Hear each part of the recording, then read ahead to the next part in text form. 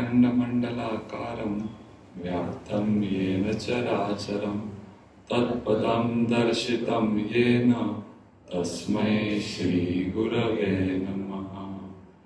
यस्य स्मरणमात्रेण चित्तं भवति निर्मलं स्वामी समाधवानन्दो नित्यं वसति मे हृदि। हरि ओम।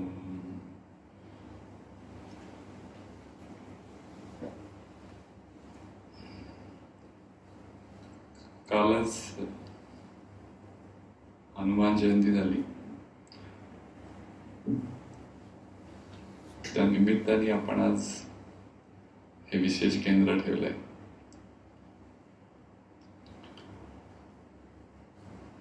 सगळ्यांना भीमरूपी येतं ना पाठ आहे, भीमरूपी म्हणून सगळ्यांनी सुरुवातीला म्हणणं सुरू करू।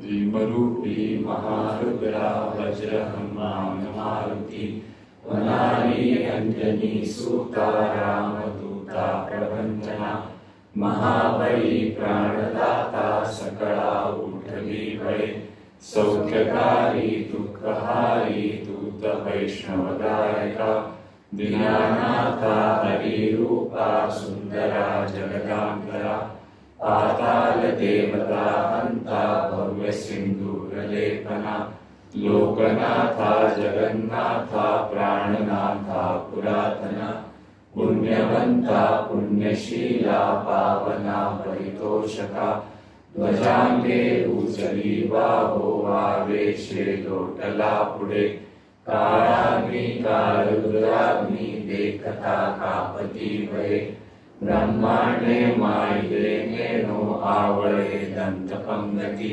नेत्राग्नी चालल्या ज्वाळा भृकुटी चाटिल्या वळे उच्चते मुरळे माता किरली कुंडले परी सुवर्णकटिका सोटी घंटा किंकिण नागरा ठकारे पर्वता ऐसा नेटका सडपातळू चपळांग पाहता मोठे महाविद्युल्यते परी कोटीच्या कोटी उड्डाणे झेपावे उत्तरेकडे मंत्राद्री सारिका द्रोणू क्रोधे उत्पाटिला बळे आणिला मारुती मेला आला गेला मनोगती मनासी टाकले मागे गतीसी तुळणानसे अनुवासोनी ब्रह्मांडा एवढा होत जातसे तयासी तुळना कैसी मंदार धाकुटे आनंद देखले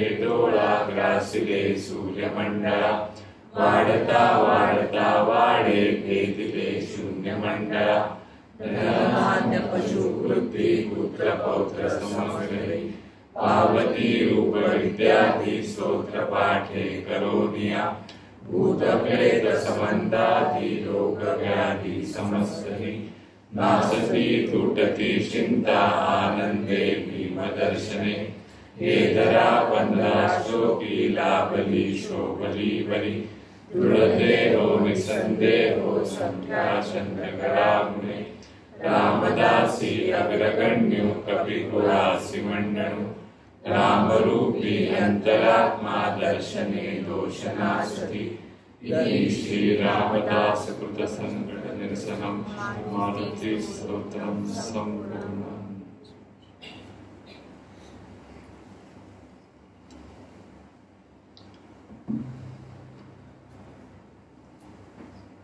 लहानपणी रामरक्षा आणि भीमरूपी सगळ्यांचं पाठ असतं, म्हणत राहिलं तर पाठ राहतं, नाही तर मध्ये मध्ये हळू आवाज होतो।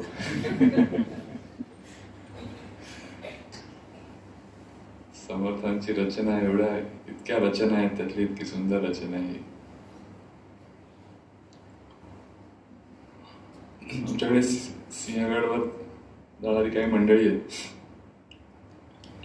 सिंहगडवर चढताना मेटा येतो, साधारण निम्म्यावर मेट म्हणतात किंवा मेटा, ते छान हनुमानाचं मंदिर आहे आणि काहींचा असा प्रकार आहे की सिंहगड चढताना मेंढ्याला थांबायचं, भीमरूपी म्हणायचं, हनुमानाचं दर्शन घ्यायचं आणि मग चढायचं. मोठ्यांनी भीमरूपी म्हणतात सकाळी.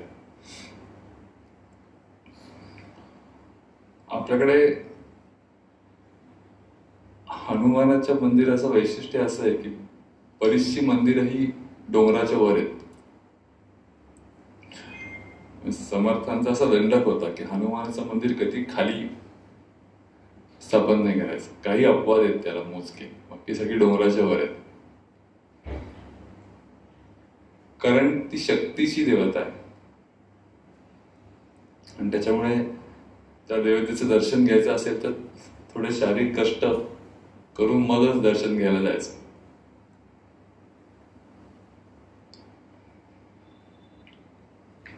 लहानपणापासून आपल्या मनामध्ये हनुमान म्हटलं की लहान मुलांचा सुपरमॅन असतो खरा हनुमान. आपला खरा सुपरमॅनच्या खूप आधी, कितीतरी 1000 वर्ष आधी, सुपरमॅनला जमणाऱ्या आणि न जमणाऱ्या अनेक गोष्टी ज्यांनी प्रत्यक्ष करून दाखवल्या, तो असा हनुमान आहे. आणि फक्त शक्तीची देवता नाहीये, तर शक्ती आणि बुद्धी किंवा शक्ती आणि युक्ती यांचा मिलाप, अत्यंत भक्तिमय असं अंतःकरण म्हटलं तर कोण? पूर्ण रामचरित्रामध्ये ज्याचं नाव पहिल्यांदा आपल्या डोळ्यासमोर येतं ते म्हणजे हनुमान. रामरक्षेच्या सुरुवातीलाच आपण म्हणतो की अनुष्टुप छंदा सीता शक्ती श्रीमद हनुमान कीलकम रामचंद्र प्रीत्यर्थे जपे विनियोग. म्हणजे सीता ही शक्ती आहे रामाची आणि त्याच्या पुढचं श्रीमद हनुमान कीलकम. कीलकम या शब्दाचे संस्कृतमध्ये जे अर्थ होतात त्यातला पहिला अर्थ म्हणजे चाकाचं जे केंद्र असतं, केंद्र, त्याला कीलकम असं म्हणतात. म्हणजे संपूर्ण रामकथा ज्या केंद्राभोवती फिरते तो म्हणजे हनुमान आहे. कीलकमचा दुसरा अर्थ किल्ली असा पण आहे की ज्या किल्लीमुळे रामकथा उलगडत जाते ती किल्ली म्हणजे हनुमान.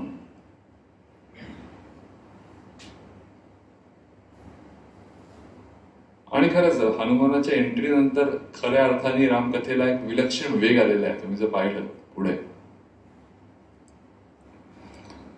हनुमानाची भेट झाल्यापासून रामकथा वेगळ्याच उंचीवर जाते.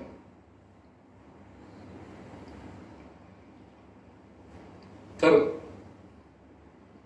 हनुमंताचं महत्व आपल्या आयुष्यामध्ये काय आहे असा आपण जेव्हा विचार करतो,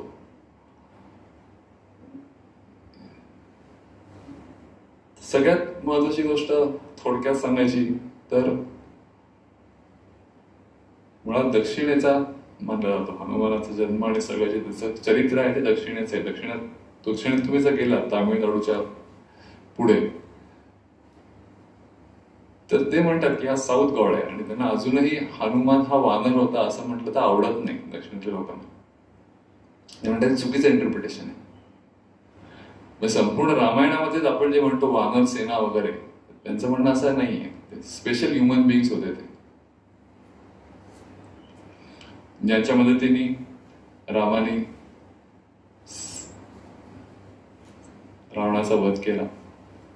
आणि ते स्पेशल ह्युमन बिंग्स होते ते विष्णूच्या संकल्पामुळेच सगळे अस्तित्वात आले होते रामाच्या मदती करता.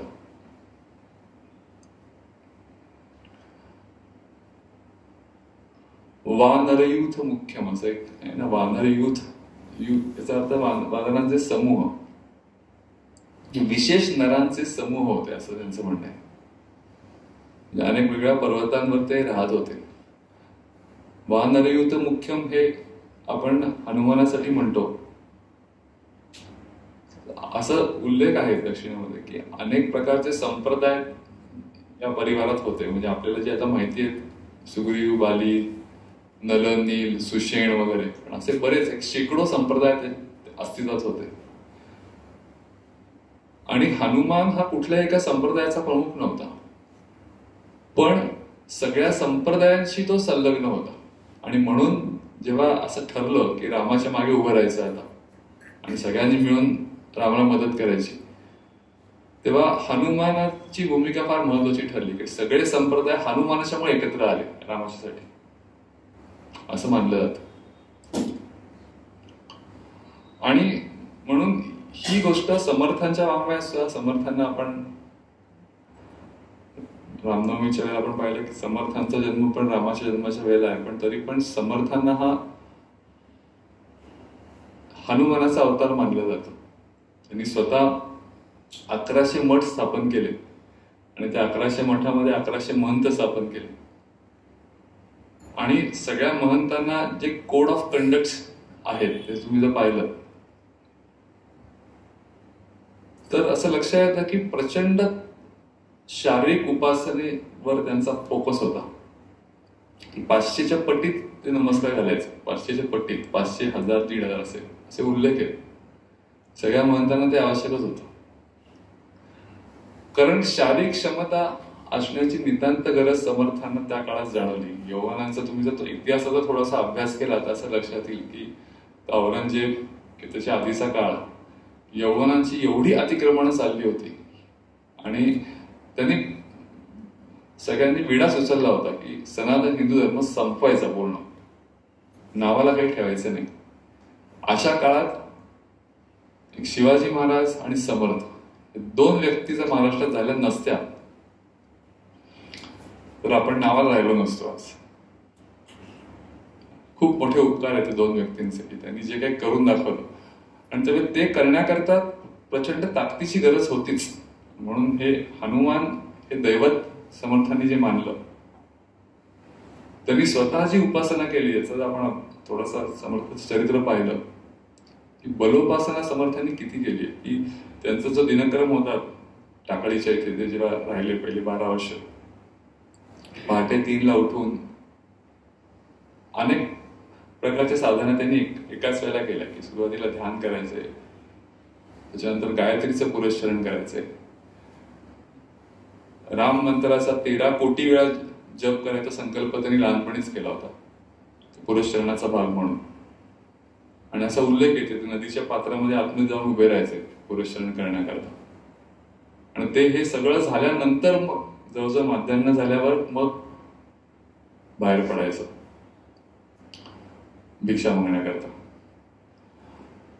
असं जवळजवळ समर्थांनी 12 वर्ष केल्यानंतर असं म्हणतात की श्रीरामानी येऊन त्यांना प्रत्यक्ष सांगितलं की आता तुला कुठल्याही तपश्चरणाची गरज राहिलेली नाहीये, तू आता लोककल्याणासाठी संपूर्णपणे देशाटन कर आणि जे काही तुला प्राप्त झालंय ते लोकांच्या उपयोगाला कसं येईल याचा विचार कर. आणि असं त्यांनी म्हटलंय दृष्टांतामध्ये की हनुमंत हे तुझ्या कायमच बरोबर असतील, असं रामचंद्रांनी येऊन समर्थांना सांगितलं. त्यामुळे समर्थांचा जन्म आणि नंतर हनुमान जयंतीला हनुमानाचा जन्म, हे दोन गोष्टी आपल्यासाठी खूप महत्वाच्या आहेत. बलोपासनेचे दैवत म्हणून, कारण बल ही जी गोष्ट आहे, नायम आत्मा बलहीनेन लभ्या, असं उपनिषदातलं वचन आहे की तुम्ही आत्मप्राप्तीच्या मार्गावर आहात का, तर बलहीन जर असाल तर आत्मा तुम्हाला प्राप्त होणार नाही. बल हे पाहिजेच. आणि कोणाला नकोय, ताकद कोणाला नकोय. तसं पाहिलं तर प्रत्येक माणूस हा आयुष्यामध्ये कळत न कळत ताकद मिळवण्याच्या मागेच असतो ना. त्यामुळे बलोपासनेचा जरा विचार करण्याची गरज आहे की बलोपासना म्हणजे नक्की काय अभिप्रेत आहे.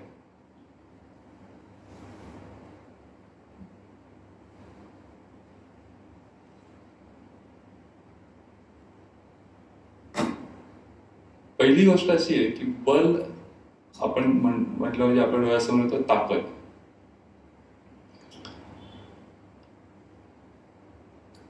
शारीरिक ताकद म्हणजे काय की आता जे मल्ल असतात ते आपण किती ताकदवार आहोत ते दाखवण्याकरता दंड थोपटतात किंवा मांड्या थोपटतात. शरीराच्या दृष्टीने सगळ्यात महत्वाच्या दोन गोष्टी की दंडात ताकद पाहिजे आणि तुमच्या पायामध्ये ताकद पाहिजे. सक्स्थिनी हनुमत प्रभू असा शब्द जो आलाय ना रामाच्यामध्ये, तर सक्स्थिनी या शब्दाचा अर्थ टेक्निकल अर्थ ग्रॉइन असा आहे, पण मांडी आणि मांड्यांचा भाग. आणि हनुमानाकडे त्याच्याकरता साकडं मागितलेलं आहे. असं का मागितलेलं आहे? कारण या दोन गोष्टींच्या ताकदीला अतिशय महत्व आहे. आपल्याकडे पारंपरिक याच्यामध्ये सुद्धा जोर बैठक जे मारतात ते कम्प्लिटली या दोन स्नायूच्या बंधाची ताकद वाढावी म्हणूनच असतं सगळं. त्यामुळे या दोन स्नायूंची ताकद हे बलाचं, शारीरिक बलाचं दृश्य स्वरूप आहे आणि ते सगळ्यांकरताच आवश्यक आहे बलोपासनेमध्ये. तर त्यामुळे बलाचा पहिल्यांदा विचार करताना सगळ्यात प्राथमिक गोष्ट कुठली तर शरीर, आणि त्यामुळे शरीराची ताकद. आणि शरीराची ताकद सध्याच्या काळामध्ये तर फार महत्वाची गोष्ट आहे. याचं कारण असं आहे की जसं जसं आधुनिकतेकडे आपण गेलो, जसं जसं जवळजवळ शरीराची सगळी कामं यंत्र करायला लागली, तसं असं शरीराच्या ताकदीचा खूप वेगाने ऱ्हास होत गेला. पण शरीराची व्याख्या शीघ्रतेतच शरीरामध्ये, यूज इट और लूज इट. जर तुम्ही वापरलं तरच शरीर टिकतं, जर वापरलं नाही तर शरीराची क्षमता निघून जातात. त्यामुळे बघा स्वयंपाकघरामध्ये आता जवळजवळ सगळी कामं यंत्र करतात. एखाद दिवशी चुकून जर मिक्सर बिघडला आणि पाटा वरवंटा काढायची वेळ, आता नसतोच माझ्याकडे पाटा वरवंटा, पण काढायची वेळ आली समजा, तर ज्या गृहधनिणी असतात त्या दुपारभर नंतर आडव्या असतात. कारण ते शक्यच नसतं ती मुवमेंट करणं, ताकद. किंवा एखाद दिवशी वॉशिंग मशीन बिघडलं आणि कपडे धुवायची वेळ आली प्रत्यक्ष. याचं कारण साध्या साध्या गोष्टी यंत्रांच्या मार्फत करायला लागल्यामुळे शारीरिक क्षमता आपण हरवूनच बसलेलो आहे. एवढं कशाला, सध्याची अवस्था तर अशी आहे की आपल्या शरीराच्या वर जे मस्तक आहे, डोकं, त्याचं वजन, डोक्याचं वजन पेलणं हे सुद्धा आता खूप आव्हान निर्माण झाले लोकांसाठी. स्क्रीन टाइम जसा जसा वाढला तसं असं ही जी काही डोक्याची हालचाल होते, जवळपास 4.5-5 किलो वजन असतं. आणि जितके वेळा तुम्हाला खाली वर करायला लागतं, प्रत्येक वेळेला ते 5 किलो वजन दोन नाजूक स्नायू उचलत असतात. ते उचलून उचलून उचलून मानेवर एवढा ताण येतो की त्याचा परिणाम होऊन आपल्या मणक्यांच्या रचनेमध्ये बदल व्हायला लागतात आणि मग सहन होत नाही, पुढे त्याचा त्रास होऊन वेगवेगळ्या प्रकारच्या व्याधी उत्पन्न होतात. कारण काय तर ताकदच नाहीये. मस्तकाचं वजन उचलण्याची ताकद सुद्धा आपण गमवायला लागलेलो आहे. कारण का की कुठली गोष्ट उचलायला लागत नाही. कोणाला असं विचारलं की तुम्ही ह्याच्यात आठवा बरं की सगळ्यात जास्त हेवी वजन तुम्हाला उचलायची वेळ कधी आली होती, लोकांना आठवत नाही. वजन बिजन उचलायला लागत नाही. तर बलोपासना शरीराच्या साठी आपण जेव्हा विचार करतो तेव्हा सगळ्यात महत्वाची गोष्ट ही आहे की जर तुम्ही ताकदीसाठी शरीर वापरलं नाही तर शरीराच्या क्षमतेचा फार लवकर ऱ्हास होणार आहे सध्याच्या काळामध्ये. आणि ती चॅलेंजेस आपणच निर्माण केली तरच शरीर टिकून राहणार. म्हणजे असं म्हणतात की संपूर्ण उत्क्रांतीचा विचार केला तर माणसाने सगळ्यात जास्त वेळ हा झोपण्यात घालवलेला आहे, त्याच्या खालोखाल बसण्यात घालवलेला आहे. म्हणजे आता कदाचित प्रपोर्शन रिव्हर्स व्हायची शक्यता आहे पुढच्या काही 100 वर्षामध्ये. बसण्याचा काळ झोपण्यापेक्षा वाढेल. त्याच्यानंतरचा काळ चालण्यात घालवलेला आहे आणि त्याच्यानंतरचा काळ उभं राहण्यात घालवलेला आहे. असं आम्ही गमतीने म्हणतो की व्यायाम करायचा म्हणजे काय करायचं.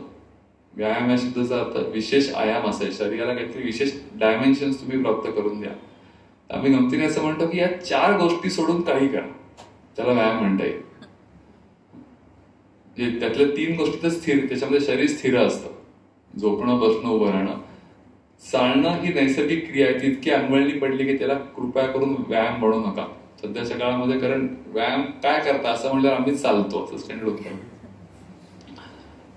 नैसर्गिक क्रिया आहे, त्याला विशेष काही शरीराला चॅलेंज दिले जात नाही. तर ह्या 4 गोष्टी सोडून द्या. याच्यापेक्षा वेगळं जे काही कराल त्याचा उपयोग तुम्हाला शरीराचा विकास होण्याकरता होईल, बल वाढवण्याकरता होईल. मग काही करा, उड्या मारा, एखाद्या बारला लोंबकाळा, उठा बशा काढा, टेकडी चढा, पण हे करणं गरजेचं आहे, कारण शारीरिक क्षमतेचा विकास त्याशिवाय होणार नाही. आणि रोज प्रत्येकाने आपण एक व्हॉट्सअप ग्रुप पण त्याच्याकरता केलेला आहे की स्वास्थ्य जर टिकवायचं असेल तर 1 तास शरीराला काहीतरी चॅलेंज दिला पाहिजे. 1 तास, 24 तासात 1 तास काहीच नाही, 4% वेळ फक्त. शरीर जर टिकवायचं असेल तर तेवढा तरी आपण शरीरासाठी केलं पाहिजे. कारण आपल्याकडे जे योगशास्त्र विकसित झालं ना, योगशास्त्राचा आपण जर विचार केला तर त्यावेळेची लाईफस्टाईल, लोकांना असं वाटतं की योगशास्त्रात सांगितलंय फक्त योगासनं करा, बाकी कुठले व्यायाम सांगितलेले नाहीये, असा खूप वेळा प्रश्न विचारला जातो. योगासनं सर्वांग सुंदर परिपूर्ण व्यायाम सांगितलाय, तुम्ही बाकीचे ताकदीचे व्यायाम जिम मध्ये जायला कशाला सांगता, हे कशा पळणं वगैरे कशासाठी आवश्यक आहे. तर तो जो काळ होता ज्या वेळेला योगशास्त्र डेव्हलप झालं, तो कमालीचा माणूस ऍक्टिव्ह असलेला काळ होता. या गोष्टी या अद्ययावतच होत्या. माणूस शारीरिक आतापर्यंत 200-300 वर्षापर्यंत तुम्ही बघा, लोक सहज चालत जात होते 30-35-40 किलोमीटर दिवसाला. त्यामुळे बाकीच्या गोष्टी तर माणूस करतच होता. म्हणून त्याला सप्लिमेंटरी म्हणून काय करायचं असेल तर तुम्ही योगासनं करा. त्याच्यामध्ये सुद्धा विशेष महत्वाचं म्हणजे आपला पाठीचा कणा जो आहे की जो सगळ्यात महत्वाचा आहे योगशास्त्राच्या दृष्टीने. असं म्हणतात की माणसाचं खरं आयुष्य किंवा खरं वय हे पाठीच्या कण्यावर ठरतं. सगळ्यात न वापरला तर सगळ्यात पटकन म्हातारा होणारा कुठला अवयव असेल तर पाठीचा कणा. आणि म्हणून आपल्याकडे सगळं योगशास्त्र हे इव्हॉल्व्ह जे झालंय ते पॅरास्पायनल मसल्स म्हणजे पाठीच्या कण्याला मेंटेन करणारे जे स्नायू आहेत त्याची ताकद कशी वाढवता येईल याच्यावरती इव्हॉल्व्ह झालेलं आहे. त्याच्यामुळे बलोपासनेमध्ये सगळ्यात पहिली महत्वाची कुठली गोष्ट असेल तर शरीर जे शेवटपर्यंत तुमची साथ देणारे, बाकी जगामध्ये कोणी राहील तुमच्याबरोबर नाही राहील काही सांगता येत नाही, पण आल्यापासून शेवटपर्यंत एक गोष्ट जी नक्की तुमच्याबरोबर आहे शेवटपर्यंत ती म्हणजे शरीर आहे. आणि त्याच्यावर शरीराचं नीट टिकवायचं असेल तर शरीराचा नियम लक्षात घ्यायला पाहिजे की त्याला चॅलेंज द्यायला लागतो, तरच ते राहतं. मग त्याच्यानंतर युक्त आहार वगैरे बाकीच्या सगळ्या गोष्टी. बलोपासनेमध्ये हा एक भाग झाला, पण इथेच ते थांबतं का? तर ताकद हे शरीराची जी काही संपन्नता आपल्याला दिसते, बरेच वेळा खूप लोकांचा गैरसमज होतो की ऍस्थेटिकली शरीर बलदंड दिसलं पाहिजे. हे पण तितकंसं खरं नाही. विशेषतः तुम्ही जर हिमालयात गेलात, मध्ये आम्ही ट्रेक केला होता तेव्हा काही सेलिब्रिटी आले होते. आमच्या बरोबर ते नव्हते, दुसऱ्या एका ग्रुप बरोबर. मला ते झाल्यावर त्यांची मुलाखत चालली होती.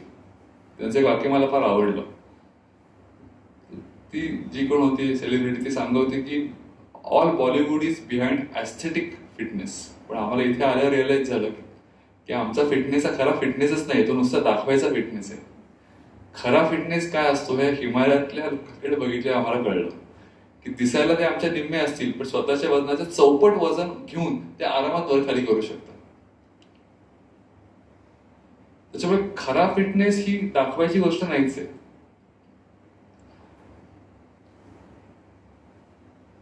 ठकारे पर्वता ऐसा नेटका सडपातळू, असं हनुमानाच्या बाबतीत जे म्हटलंय की नेटका सडपातळू येतो. फार काय असं बलकी असायला पाहिजे असं काही नाही. याचं कारण थोडस स्वास्थ्याच्या अंगाने की 50% शरीर आपलं स्नायूंनी बनलेलं ही खरी गोष्ट आहे. आपण जे काही करणार आहोत शरीरासाठी ते एका अर्थाने स्नायूंसाठीच करणार आहोत. पण याच्या व्यतिरिक्त अनेक महत्वाच्या अवयवांना आपल्याला चॅलेंज द्यायला लागणार आहे. उदाहरणार्थ आपल्याला व्हायटल ऑर्गन्स जे आहेत की हार्ट आणि लंग्स हे काही दिसत नाहीत बाहेरनं, पण यांची क्षमता ही जर तुम्ही काहीतरी केलं तरच टिकून राहते. आम्ही म्हणतो सिंहगड सारखा गड पुण्याच्या जवळ आहे, निदान वयाच्या 50 पर्यंत 1 तासामध्ये सिंहगड चढता आला पाहिजे. मापदंड आहे तो. बाकी तुम्ही काही सांगू नका, तुम्ही वेळ सांगा फक्त, त्याच्यावरनं कळेल की कारण एकाच वेळेला ताकद आणि एन्ड्युरन्स कॉम्बिनेशन येते आणि त्याच्यामुळे तुमचं हृदय, तुमच्या लंग्स आणि तुमचे मसल हे तिन्ही गोष्टींचा समन्वय एकमेकांशी चांगला असेल तरच तुम्ही ते करू शकता, अन्यथा नाही. त्याच्यानंतरच्या काळात निदान टेकड्या तरी चढता आल्या पाहिजे. सिनियर सिटीजन हरकत नाही, आम्हाला तेवढं नाही करता येणार, पण बेसिक शरीराची क्षमता टिकवण्याकरता काहीतरी प्रयत्न रोज केला पाहिजे. तर हे शारीरिक बलोपासनेबद्दल आहे. त्याची पुढची गोष्ट म्हणजे मानसिक. शरीर आणि मन तशा वस्तुतः वेगळ्या गोष्टी नाहीयेत, पण बलाच्या दृष्टीने जर विचार केला तर त्याच्यामध्ये थोडासा विरोधाभास आहे की शरीराची क्षमता टिकवण्याकरता तुम्हाला शरीर हलवत ठेवायला लागतं आणि मनाची क्षमता त्याच्यामध्ये बरोबर उलट आहे की मनाचा प्रॉब्लेम असा आहे की मन हलतच असतं सारखं. त्यामुळे एकाला हलवत ठेवणं हा चॅलेंज आहे आणि दुसऱ्याचं हलणं थांबवणं हा चॅलेंज आहे. आणि हे बल हे जास्त अवघड बल आहे बलोपासनेमध्ये, की बहुतांश वेळा खरं सांगायचं ना तर शरीराचं बल हे योगशास्त्र असं मानतं की मनाच्याच बलाचा दृश्य परिणाम आहे. म्हणजे एखादा आपल्याला शरीर सौष्ठव चांगला असला माणूस दिसतो, आपल्याला असं वाटतं ते शारीरिक बल आहे, पण एका अर्थाने खूप मोठं मानसिक बल असल्याची ही गोष्ट होत नाही. कारण कुठेतरी संकल्प शक्ती असते की मला हे करायचंय आणि बाकीच्या सगळ्या गोष्टी मी त्याच्याकरता सोडायला तयार आहे. असा संकल्प करून वर्षानुवर्ष तुम्ही जेव्हा शरीराची उपासना करता तेव्हाच त्याचा दृश्य परिणाम दिसून येतो. कुठलीही गोष्ट असू दे, एखादा खेळाडू खेळ खेळत असेल किंवा योगासना करत असेल किंवा काय साहसी क्रीडा प्रकार असेल, मनाची ताकद असल्याशिवाय शरीर साथ कसं देणार ना. आणि मनाची ताकद ही संकल्पाची ताकद असेल. मी जे ठरवलं आहे ते करणारच आहे, त्याच्या बाहेर येणाऱ्या सगळ्या गोष्टींना मी थारा देणार नाही. बाहेर किंवा जे काही डिस्ट्रॅक्टिंग थॉट्स असतात ते थांबवणं. आम्ही असं म्हणतो पहाटे उठून व्यायाम करा, असं सगळ्यांना सांगितलं खूप आवडतं, पण प्रत्यक्षात जमत नाही. काही तुम्ही ठरवलं असं की सकाळी उठून खूप चांगला प्राणवायू असतो तेव्हा ओझोनचा लेअर असतो आणि हवा पण फ्रेश असते, अशा वेळेला आपण सकाळी उठून साधारणपणे नवीन वर्ष सुरुवात झाली की सगळे जो संकल्प करतात, तर मग करता का येत नाही, पुढे कंटिन्यू का होत नाही.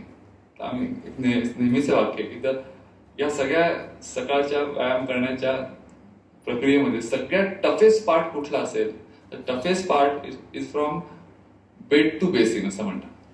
Getting from bed to basin is the toughest part. एकदा तुम्ही बेसिन परत घेऊन तोंड धुतलं तर पुढच्या गोष्टी सोप्या आहेत, पण तेच जमत नाही. याचं कारण ठरवणारं जे मन असतं आदल्या दिवशीचं ते मन आणि सकाळी गजर झाल्यावरचं मन, हे दोन वेगळेच अस्तित्व असतात.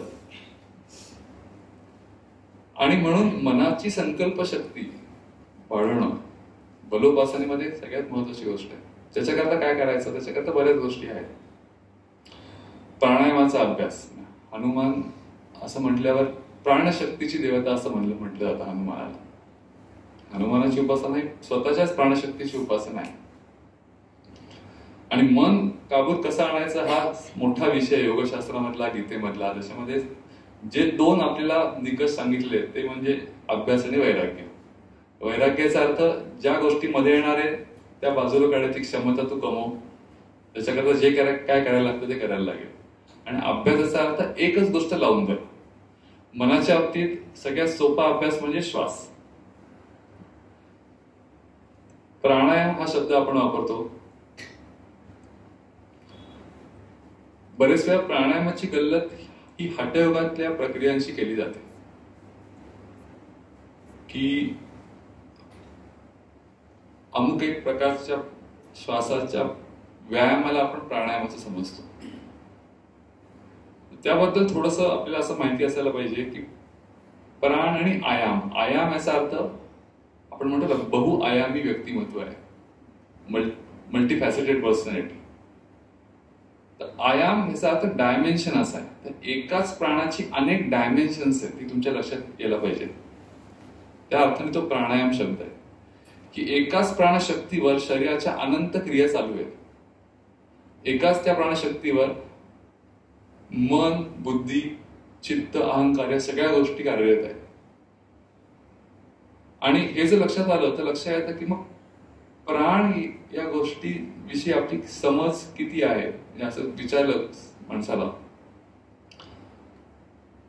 की तुम्हाला 2 नाकपुड्या आहेत ना, सांगा बरं आता कुठल्या नाकपुडीतनं श्वास आत केला. तर लक्ष नसतं आपलं, थांबा जरा घेऊन बघतो, डावीकडनं गेला. आपल्याला दर 40 मिनिटांनी आपली नाकपुडी बदलत असते श्वास घेताना. चंद्रनाडी आणि सूर्यनाडीचा जो कन्सेप्ट आहे. पण आपल्याला काय असं लक्षात येत नाही की असं काय बदलतंय वगैरे. तर प्राणायामाच्या बाबतीत सगळ्यात पहिली महत्वाची गोष्ट योगशास्त्र काय सांगतं की तुमच्या प्राणाविषयी तुम्ही किती सजग आहात या गोष्टीचा तपास घ्या. की प्रत्येक वेळेला ती शक्ती आतमध्ये खेचली जाते आणि त्याच्या आधारावर हे सगळं अस्तित्व आहे. पण ती आत खेचली जाते याचं भान तुम्हाला आहे. आणि म्हणून प्राणायामाचा सगळ्यात चांगला अर्थ जो मी वाचलाय तो म्हणजे तुमच्या प्राणाची तुमची किती मैत्री झाली हे तपासा. शहाणपणी सर नेहमी सांगायचं की प्राण नियंत्रित आम्ही करतो म्हणजे प्राणायाम, अशी व्याख्या अजिबात करू नका. प्राणाचं नियंत्रण आम्ही, कोण तुम्ही नियंत्रण करणार आहे? प्राणांचं नियंत्रण करतो असं म्हणणं म्हणजे कसं आहे माहितीये का की हत्तीवर तो माहूत असतो ना, तो माहूत तसं पाहिलं तर हत्तीला नियंत्रण करत असतो. पण खऱ्या अर्थाने तो नियंत्रण करतो का? तर अजिबात नाही. हत्तीची शक्ती माहुतापेक्षा कितीतरी जास्त आहे. हत्तीने जर ठरवलं तो माहुताला कधी फेकून देईल, पण तो फेकून देत नाही. का देत नाही? याचं कारण माहुताने हत्तीशी मैत्री केलेली असते. त्याला काय जे खायला प्यायला दिलं असतं तर सगळं तो करत असतो आणि त्याच्यामुळे तो काय म्हणेल ते हत्ती ऐकायला लागतो. तसं प्राणाशी मैत्री करायला जमायला पाहिजे. ती जर जमली एकदा, ते प्राणशक्तीशी मैत्री करायला एकदा जमली तर मग त्याचा प्रत्येक आयाम तुम्हाला सजगपणे लक्षात यायला लागतो.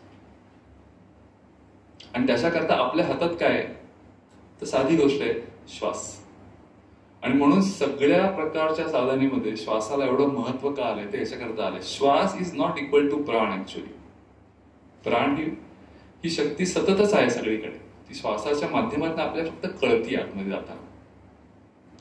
पण ते ऑब्जेक्टिव्ह आहे. म्हणून मन आणि श्वासाची सांगड का नेहमी घालायची की मन हे सब्जेक्टिव्ह आहे. किती म्हटलं थांबवा, थोपवा, आवरा, तरी सब्जेक्टिव्ह गोष्टी थांबवणं अवघड नसतं. पण ऑब्जेक्टिव्ह गोष्टी थांबायला सांगितलं तुम्हाला की मोजा श्वास किती सेकंद चाललाय. ऑब्जेक्टिव्हली मोजता येतो, घेताना मोजता येतो, सोडताना मोजता येतो. ऑब्जेक्टिव्ह गोष्ट कंट्रोल करणं हे सब्जेक्टिव्ह गोष्ट कंट्रोल करण्यापेक्षा सोपं जातं. आणि म्हणून श्वासाची आणि मनाची सांगड घालायची. दुसऱ्या बलोपासनेमध्ये दुसरा कुठला भाग जो असेल, मनाची ताकद वाढवायची असेल तर एक तर संकल्प शक्ती पाहिजे. आणि संकल्प शक्ती वाढवण्याकरता प्राणशक्ती विषयी सजगता उत्पन्न व्हायला पाहिजे. आणि त्याच्याकरता श्वासाची मदत घ्यायला पाहिजे. आणि ही श्वासाची मदत आपण ध्यानकाळी तर करतोच, पण एरवी पण काही करत नसताना तुम्हाला किती भान आहे त्याचं, सहज ही गोष्ट तपासायला पाहिजे प्रत्येकाने. प्रत्येक वेळा काही तुम्ही बघा, जेव्हा तुम्ही काही करत नसता तेव्हा तुमचा श्वास कसा चाललाय याची जाणीव किती असते. श्वास कसा चालायला पाहिजे तर श्वास पोटाने चालायला पाहिजे. ही पण गोष्ट खूप लोकांना माहिती नसते की श्वास तुम्ही जर नैसर्गिकरित्या अत्यंत शांत, समाधानी, आनंदी असाल तर छाती अजिबात हलत नाही, फक्त पोट हलतं. जसं लहान बाळाचं झोपेमध्ये तुम्ही पाहिलं असेल, कधी छाती हलवत नाही लहान बाळ, फक्त पोट हलवत असतं. निसर्गाने आपल्याला तसा श्वास शिकवलेला आहे घ्यायला. पण जसं जसं बाळ मोठं होतं, पॉलिटिक्स आयुष्यात शिरतं, जसं जसं पोट आवडलं जातं, श्वास वर जातो, सुपरफिशियल, इतका सुपरफिशियल होतो किंवा आपला श्वास चुकतोय पण लोकांना कळत नाही. म्हणजे हा एक स्वतंत्र अभ्यास आहे, एक साधना आहे की समोरचा माणूस तुम्हाला समजून घ्यायचा असेल ना, काहीही न करता समजून घ्यायचा तो just by observing the breath. Breathing pattern काय, काही बोलायची गरज नाही कोणाशी. तुम्हाला श्वासावरनं कळू शकतं त्या माणसाच्या व्यक्तिमत्वामध्ये काय चाललेलं आहे. आणि मन आणि श्वासाचा संबंध इतका जवळचा आहे ना की मनामध्ये जे काय होत असतं ते त्या क्षणी श्वासावर रिफ्लेक्ट होत असतं. इंग्लिशमध्ये जे म्हणतात ना, सिंक्रोनस, नॉट इव्हन मेटाक्रोनस. म्हणजे असं होत नाही की मी आता भयंकर चिडलो आणि घरी गेल्यावर माझा एकदम श्वास जोरात झाला असं होत नाही. त्या क्षणी श्वास बिघडतो किंवा खूप आनंद झाला त्या क्षणी श्वास बदलतो.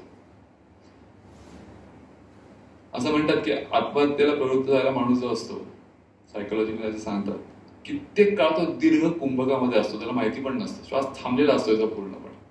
जेव्हा असा विचार येतो तो मुद्दाम थांबत नाही, थांबलेला असतो. याचा अर्थ एवढाच आहे की मनामध्ये येणारा विचार हा श्वासाला अफेक्ट केल्याशिवाय राहत नाही. आणि म्हणून बलोपासना करताना बरोबर रिव्हर्स करायला लागतं की श्वासावर तुम्ही जेवढं काम कराल तेवढं आपोआप तुमचं मन शांत होणार आहे. त्यामुळे शरीराच्या बाबतीत चॅलेंज जो एक आहे तो शारीरिक क्षमता वाढवण्याकरता शरीर वापरणं हा चॅलेंज आहे. आणि मनाच्या बाबतीत मन थांबवण्याकरता परत आपल्याला श्वासाची मदत घेणं हाच उपाय आहे. सगळ्यात संतांनी जो एकमुखाने सांगितलाय तो आहे. मन प्रसन्न ठेवण्याकरता अनेक गोष्टी आहेत, पण ऑब्जेक्टिव्ह योगशास्त्र सांगतं ते श्वास सांगतं. मनाची संकल्प शक्ती ही विलक्षण शक्ती आहे. आपण जे मुकम करोति वाचालम पंगुम लंघयते गिरी म्हणतो, आताच सिंहगडचं उदाहरण परत सांगतो की आमचा एक अशोक मरगळे नावाचा मित्र आहे. कोविडच्या काळामध्ये 2021 साली त्याचा ऍक्सिडेंट झाला. गाडीवर टू व्हीलर चालवताना त्याला उडवलं आणि इतका मोठा ऍक्सिडेंट होता की तो 12 दिवस बेशुद्ध होता. शुद्धीवर आला, त्याच्यानंतर त्याची ऑपरेशन झाली बरीच, कारण बरीच फ्रॅक्चर झाली होती. 2 रॉड्स घातले मांडीमध्ये, 2 मोठ्या प्लेट्स घातल्या आणि 3 आठवड्यानंतर शेवटी त्यांनी डॉक्टरांच्या इच्छेविरुद्ध डिस्चार्ज घेऊन तो म्हणला आता मी जातो वगैरे, त्याच्यापेक्षा मी राहू शकत नाही. ज्याला सांगितलं होतं की तू पाय पण टेकवायचा नाही त्याच्या पुढे, घरातल्या घरात चालताना सुद्धा तुला वॉकर लागणार आहे. नोकरी गेली त्याची बिचाराची आणि इतकं प्रचंड नैराश्य आलं की कित्येक महिना तो घराच्या बाहेरच पडला नाही. पण कर्मधर्म संयोगाने त्याला सिंहगडचे लोणजण असं गाव आहे, तिथे एका वॉचमनची नोकरी मिळाली. काही नाही, नुसतं बसून राहते तिथे. आणि मग हळूहळू त्याला असं वाटायला लागलं की लोकांकडे पाहून, काही मित्र म्हणल्यावर तू निदान सिंहगड पर्यंत ये खाली. तो म्हणला नाही, मला सांगितलंय तुला चालायचं पण नाहीये. पण मित्रांच्या आग्रहामुळे तो यायला लागला. मग एक दिवस कोणतरी आग्रह केला, तू एखादा 1 टन चढून बघ. मग असं करता करता तो 1 टन चढून खाली यायचा. असं करता करता तो एक दिवस शेवटी अर्धा सिंहगड चढला मेट्यापर्यंत. हनुमानाचं दर्शन घेऊन परत आला. 1 महिन्यानंतर पूर्ण सिंहगड चढला. बघा, ज्याला सांगितलं होतं तुला चालता येणार नाहीये आणि त्याला इतका आत्मविश्वास आला, संकल्पाची ताकद किती असते, की त्याने ठरवलं की नाही आता मी रोजच चढणार. ही 2021 सालची एक गोष्ट आहे, कोविडच्या काळातली. आणि त्याच्यानंतर तो रोज सिंहगडला जायला लागला. इतकं की साधारणपणे एका वर्षात तो 350 वेळा सिंहगडला गेला. पहिलं 365 पैकी 350 दिवस सिंहगडला गेला. मग दुसऱ्या वर्षात तरी एवढं ठरवलं की आता एकदा नाही, रोज 2दा चढणार. असं म्हणून दुसऱ्या वर्षात तो 650 वेळा सिंहगड चढला. एक पेपरात लेख त्याच्या करतात 2 वर्षात 1000 सिंहगड चढणार तो पहिला माणूस आहे. आणि तिथे ते थांबत नाही, गोष्ट इथे संपत नाही. त्यांनी असं ठरवलं की आम्ही जेव्हा त्याला पहिल्यांदा भेटलो तेव्हा त्याचे ऑलरेडी 700-800 झाले होते, कारण त्याच्या वेळा आणि आमच्या वेळाच वेगळ्या होत्या. आणि त्याच्यानंतर त्यांनी तेव्हा ठरवलं होतं की आता मला सिंहगडाने एवढं दिलं तर मी सिंहगड करता काय करू शकतो, असा विचार त्याच्या मनात आला. आणि म्हणून त्यांनी ठरवलं की मी एकटा सिंहगड प्लास्टिक मुक्त करेन. आणि म्हणून तो जाताना अशा बॅगा घेऊन जायचा. आणि आपल्याला माहिती, शनिवार रविवार येणारे लोक काय सिंहगडची वाट लावतात, ते सगळ्या त्या प्लास्टिकच्या सगळ्या गोष्टी घेऊन परत यायचं. आणि त्याला पाहून इतक्या लोकांना प्रेरणा मिळाली की मग लोक पण त्याला त्याच्याबरोबर जॉईन झाले.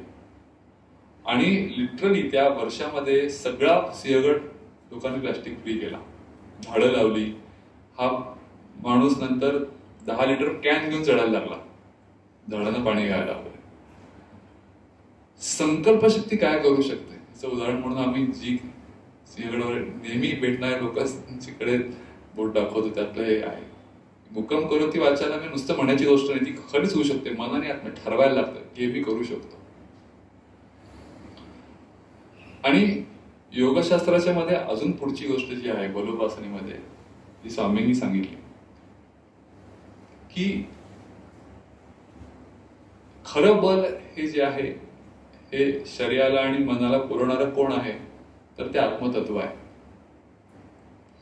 आणि आत्मतत्व म्हणजेच राम, की जे प्रत्येकाच्या मध्ये विद्यमान आहे. आणि हनुमंत मग काय, तर त्या आत्मतत्वाकडे पोचवणारी जी कडी आहे ती म्हणजे हनुमंत. म्हणजेच काय, तर ध्यानयोगामधली जाणीव. त्यामुळे आत्मतत्व जर राम असेल आतमध्ये, मला अजून समजत नाहीये, पण ते समजण्याकरता मी काय करू शकतो, कशाची मदत घेऊ शकतो, तर जे माझ्या आतमध्ये अखंड स्फुरण आहे अस्तित्वाचं, माझेपणाचं स्फुरण जे आहे ते मीच स्फुरण म्हणजे ती जाणीव. आणि ते जाणीव हे हनुमंताचं रूप आहे, स्वामी सांगायचं. त्यामुळे शरीराच्या पातळीवर, मनाच्या पातळीवर बलोपासना काय हे समजल्यावर पुढची पातळी जी आहे ती आत्मिक पातळी. आत्मिक बल जे आहे तेच सगळ्या बलांचं उगमस्थान आहे आणि ते माझ्या आतमध्येच आहे. ते मला कधी समजेल, ते मला माझ्याच प्रयत्नांनी समजेल. आणि त्याच्याकरता ध्यानयोग जो आहे, हनुमंताचं जे रूप आहे, ध्यानस्थ रूप, हे पाहिले की आपल्या लक्षात येतं की असं म्हणतात की हनुमान हा कर्मयोगाचा आदर्श होता. प्रचंड दास्यभक्ती हनुमंताकडे शिकावी, पण हे सगळं करून झाल्यावर तो तासन तास ध्यानामग्न स्थितीत बसलेला असायचा, त्या रामाच्या जाणीवेमध्ये बसलेला असायचा. आणि ही फार महत्वाची गोष्ट आहे. जेव्हा वसिष्ठांनी हनुमंताला विचारलं की हे तू कसं काय करतोस, की तुझं खरं स्वरूप काय, असा प्रश्न विचारल्यावर हनुमंतांनी जे उत्तर दिलंय ते असं आहे की देहबुद्ध्या तू दासो, म्हणजे देहबुद्धीच्या अंगाने जर विचार केला तर मी दास आहे. जीवबुद्ध्या त्वदंशक, म्हणजे जीवबुद्धीच्या पातळीवर जर विचार केला तर मी रामाचा अंश आहे. पण आत्मबुद्ध्या त्वमेव त्वम अहम, म्हणजे तो आणि मी हे एकच आहे. रामापेक्षा मी वेगळा नाहीच.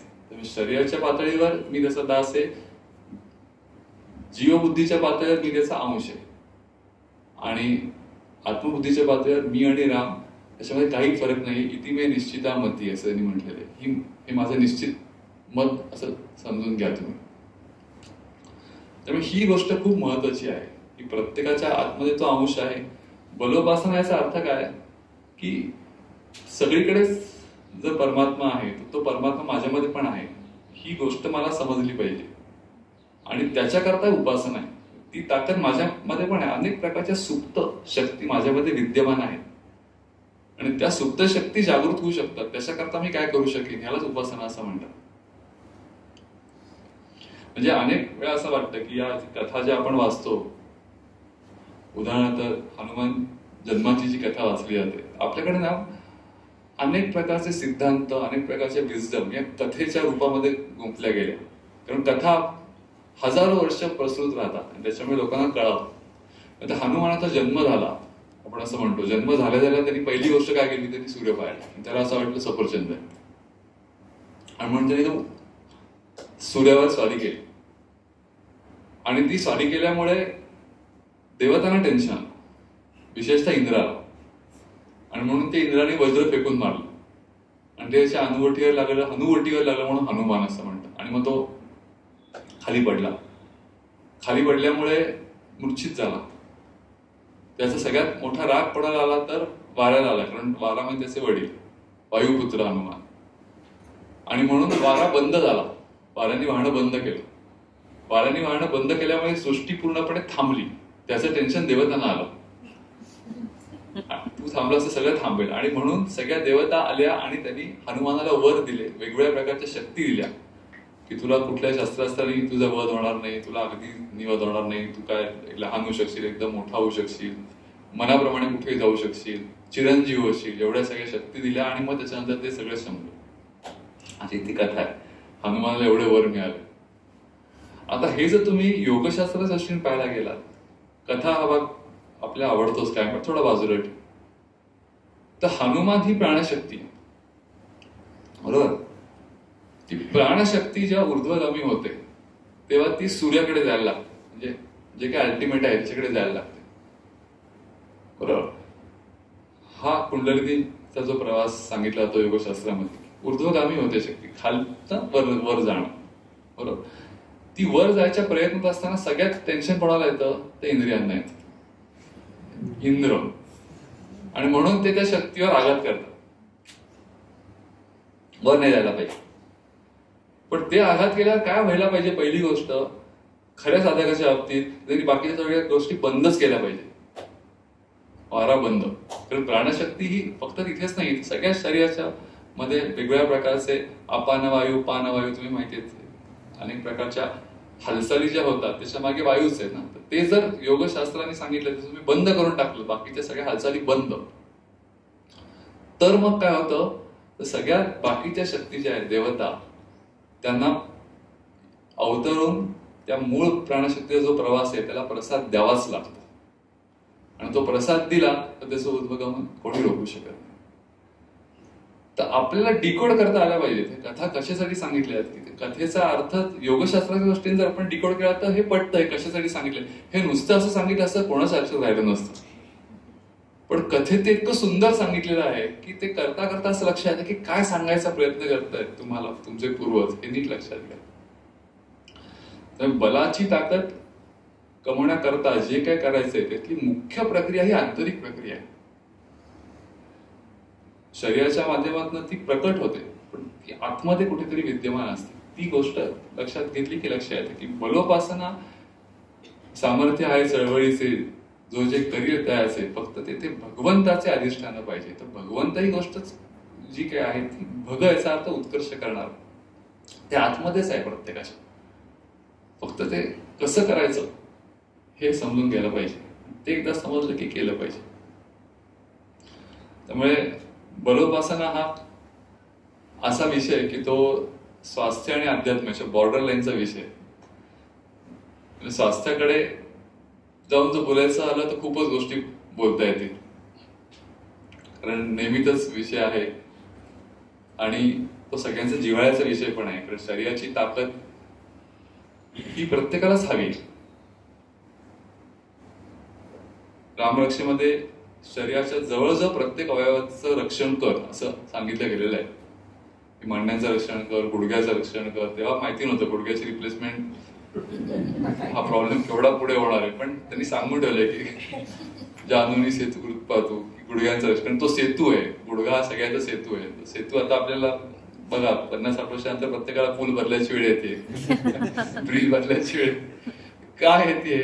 याचं कारण तुम्ही रक्षण करत नाही आहात. राम रक्षण करणं म्हणजे काय? तुमच्या आतमध्येच राम आहे, तो तुम्हाला प्रेरणा देतोय. त्याचं रक्षण तुम्ही स्वतःचं रक्षण करायला पाहिजे मुळात. तर ही प्रेरणा देणारी अशी अवतारी चरित्र आहे आणि म्हणून त्यांचे जन्मदिन हे आपण साजरे केले पाहिजेत. म्हणजे आपल्याकडे असं म्हणतात की अवतारी पुरुषांचे जन्मदिन साजरे करायचे असतात आणि संतांचे पुण्यदिन साजरे करायचे असतात.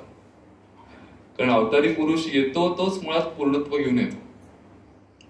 म्हणजे हनुमंताच्या बाबतीत बोलायचं आलं तर असं कुठेही कथा हनुमंताच्या बाबतीत नाही की त्यांनी मनोनिग्रह करण्याकरता त्याला काहीतरी करायला लागलं. तो पूर्ण सिद्धच होता पहिल्यापासून. जे काही आहे ते शिवाचाच अंश आहे ना. तो ब्रह्मचारी होता आणि पूर्णत्वाला येऊनच त्यांनी सगळं हे प्रकट केलेलं आहे. म्हणून अवतार आपण मानतो त्याला. पण काय मागायचं हे कळलं पाहिजे. म्हणजे स्वामी महादेवांना सांगायचे की तुम्ही शनिवारी जा विकासदास मरुचे येथे आणि लोक रामाच्या आणि हनुमानाच्या वेळात काय मागतात बघा म्हण. तुम्हाला त्याच्यावर क्यू करायची अट की ते म्हणायचे गमतीत की लोकांची लग्न ठरत नाही आणि लोक इकडे क्यू मध्ये असतात. तर विचार करा, एक ब्रह्मचारी जिने आयुष्य काही लग्न केलं नाही, दुसरा त्याची बायको जरा सोडून गेली, तो बिचारा जंगलात आहे आणि त्याला तुम्ही सांगताय मला शोध किंवा माझा संसार चांगला होईल असं बघ. तर काय मागायचं हे कळलं पाहिजे ना. त्याच्यामुळे गमतीचा भाग सोडून दिला तरी ही आराध्य दैवत आहेत आणि ही आराध्य दैवत जी आहेत सगुण रूपाने साकार झालेली आहे. आमचं खूप मोठं भाग्य आहे की परमात्म तत्व जे आहे ते देहाच्या अंगाने येऊन आम्हाला सगळे अवतार करून गेलेला आहे. त्यामुळे त्याच्या कथा ऐकणं हा आमच्यासाठी इतका रमून राहण्याची गोष्ट आहे की रामाचा अर्थच आहे ना की रमून जो राहायला होतो तो राम. पण ते रमून राहता राहता राहता त्याच्यात मधलं तत्वच समजून घेतलं तर ऍप्लिकेशन काय करायचं हे शेवटी महत्वाचं आहे. की बलोपासना नुसतं समर्थांचं चरित्र पाठ असून दासबोधाच्या ओव्या आमच्या गळागळा पाठ आहे, पण सांगितलं 4 जोर मारून दाखवा, काय 10 उठा बशा घालून दाखवा, ते नका सांगू. तर असं चालणार नाही. समर्थांना पण ते चालत नव्हतं. म्हणजे आता सध्याच्या काळात मिलिंद सोमण सारखा माणूस आहे, हेल्थचा सेलिब्रिटी समजला जातो. त्याला कोणी सही मागायला गेलं की तो सांगतो 20 डिप्स काढायचे किंवा सेल्फी काढायचा असेल, 20 पेक्षा कमी डिप्स असेल तो सेल्फी काढून देत नाही. मला खात्री आहे समर्थ पण त्या काळात असे असते. समर्थांनी कमीत कमी 100 तरी सूर्यनमस्कार घ्यायला सांगितले असते. त्यामुळे हे ऍप्लिकेशन खूप महत्वाचं आहे. सूर्याची उपासना, सूर्यनमस्काराचा बघा ना तुम्ही, तिन्ही गोष्टी एकत्र आणल्या आहेत. शारीरिक पातळी, मानसिक पातळी आणि आत्मिक पातळी, तिन्ही गोष्टी. ती देवता आहे, नुसतं व्यायाम म्हणून नाही, तिची उपासना म्हणून तो व्यायाम काय.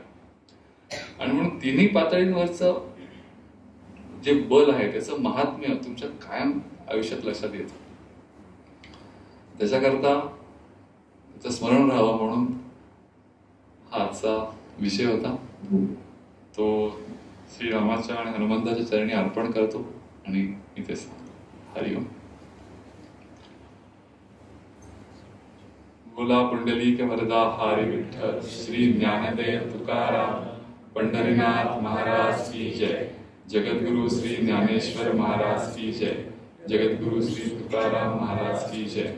परमहंस सद्गुरु स्वामी स्वरूपानंद महाराज की जय. परमहंस सद्गुरु स्वामी माधवनाथ महाराज की जय. परमहंस सद्गुरु स्वामी माधवानंद महाराज की जय. सब संतन की जय. जय जय